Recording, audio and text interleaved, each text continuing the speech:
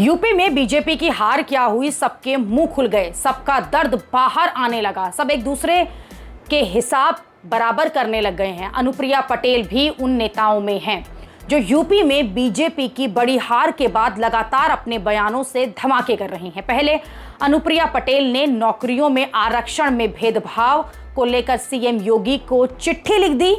फिर अनुप्रिया ने यूपी में हार पर यह कह दिया कि उन्हें तो चुनाव के बीच में ही ये समझ आ गया था, लेकिन बीजेपी वाले समझ नहीं पाए। बीजेपी के लल्लू सिंह जैसे उम्मीदवारों ने संविधान बदलने वाली बात करके हरवा दिया, लेकिन अनुप्रिया पटेल यही नहीं रुकी हैं। उन्होंने अब नया क्या किया है, नया धमाका किया है, वो आपको बताते हैं। अनुप्रिया ने इस बार मुख्यमंत्री योगी आदित्यनाथ सहित यूपी सरकार को एक नई चिट्ठी लिखी है और ये चिट्ठी जो है टोल प्लाजा को लेकर लिखी गई है।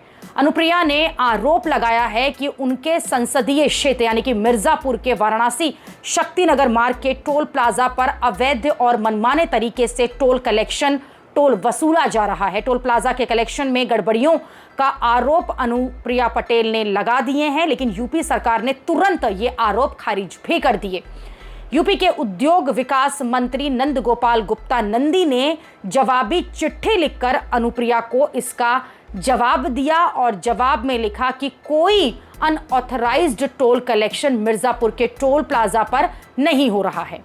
वाराणसी शक्तिनगर मार्ग पर 3 टोल प्लाजा हैं और तीनों तय मानकों के हिसाब से चल रहे हैं, यानी टोल कलेक्शन के इस मामले में एक तरह से योगी सरकार ने एक केंद्रीय मंत्री को ही गलत ठहरा दिया है। लेकिन मुद्दा जो भी हो, सच ये है कि यूपी में टकराव के बीच ऐसी चिट्ठीबाजी ऐसी खबरों को पुख्ता करता है कि कहीं ना कहीं बीजेपी के अंदर बड़ी हलचल जरूर है। बीजेपी के सहयोगियों को भी अब मौका मिला है कि वो अपने मन की बात करें। इसलिए आप देखिए कि योगी सरकार के मंत्री संजय निषाद जो है बुलडोजर एक्शन पर सवाल उठाते हैं। मोदी सरकार की मंत्री अनुप्रिया जो हैं, कभी वो आरक्षण की बात करती हैं, आरक्षण के मुद्दे पर अपना सवाल उठाती हैं, तो कभी टोल कलेक्शन की बात उठाती हैं।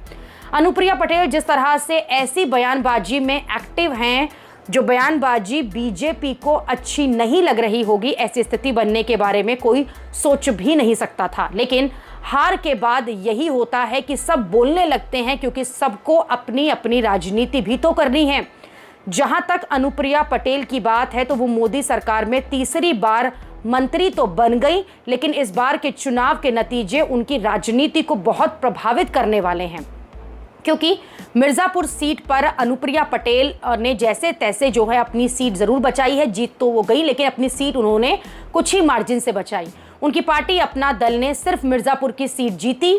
इस बार उनकी पार्टी रॉबर्टगंज लोकसभा सीट जो है वो हार गई।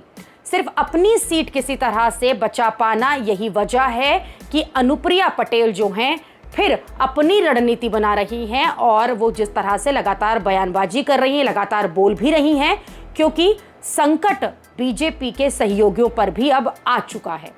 अनुप्रिया पटेल को पार्टी को नुकसान हुआ। संजय निषाद अपने बेटों को नहीं जितवा पाए, ओम प्रकाश राजभर जो हैं वो अपने बेटों को नहीं जितवा पाए।